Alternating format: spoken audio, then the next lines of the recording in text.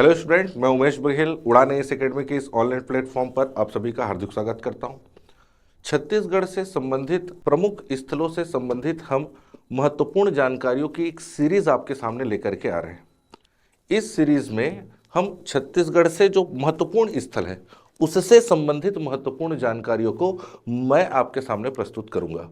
आज की इस सीरीज में मैं सिंघनपुर की गुफा के बारे में बात करने वाला हूं। छत्तीसगढ़ का भीमबेटका कहे जाने वाला सिंघनपुर की गुफा जो कि रायगढ़ जिले में स्थित है। यह सिंघनपुर की गुफा चंवर ढाल की गिरिपाद पर स्थित दक्षिण मुखी एक गुफा है। इस गुफा की खासियत यह है कि यहाँ अनेक शैल चित्र पाए गए हैं जो 30,000 साल पुराने हैं, प्रागैतिहासिक कालीन हैं, आदि मानव के समय के हैं।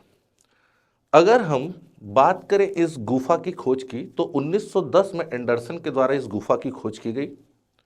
1918 में वेलिंगटन के द्वारा इस गुफा का प्रकाशन किया गया और 1923 से लेकर के 27 तक लगभग 4 सालों तक अमरनाथ दत्त ने इस गुफा का विस्तृत अध्ययन किया। अगर हम बात करें कि कुछ और अध्ययनकर्ता के तो इसमें लोचन Prasad Pandey, doctor H.D. Garden और M. घोष का नाम भी इसमें शामिल है। अगर हम बात करें कि यहाँ से प्राप्त जो शैल चित्र है उनकी विशेषता के बारे में, तो यहाँ मुख्य रूप से लाल रंग और गेरुए रंग के रंग का प्रयोग कर यहाँ शैल चित्र बनाए गए हैं।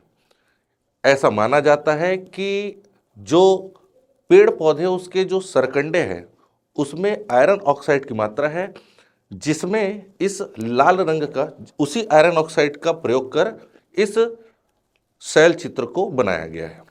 दूसरी विशेषता यह है कि इसमें पहला लाल रंग से ऐसे शैल चित्र बनाए गए हैं जिसमें मनुष्यों का एक समूह है जो लाठी पकड़े हुए पशुओं का पीछा कर रहा है। दूसरे ऐसे शैल चित्र हैं जो गेरुए रंग के हैं जिसमें सीढ़ीनुमा और डंडेनुमा आकार के शैल चित्र हैं। और विभिन्न ऐसे शैल चित्र के बारे में मैं आपको बताना चाह रहा हूं जो कहीं और नहीं मिलते हैं। स्पेशली प्रागैतिहासिक कालीन एवमेन और मृत्यांगना, जिसे हम मरमेटा के नाम से भी जानते हैं या जिसे आप जलपरी के नाम से भी जानते हैं, ये शैल चित्र भी यहाँ पाए जाते हैं। अगर हम इस शैल चित्र को और डीप पे अध्ययन करते हैं तो ये पाया जाता है कि ये मैक्सिकन, ऑस्ट्रेलियन और स्पेनिश से मिलता जुलता शैल चित्र है। इन गुफाओं से कुछ औजार भी प्राप्त किए गए हैं। इन औजारों में कुछ कुल्हाड़ियां हैं, कुछ हस्त कुठार भी पाए गए हैं। मनोरंजन घोष के द्वारा औजारों की प्राप्ति की गई है।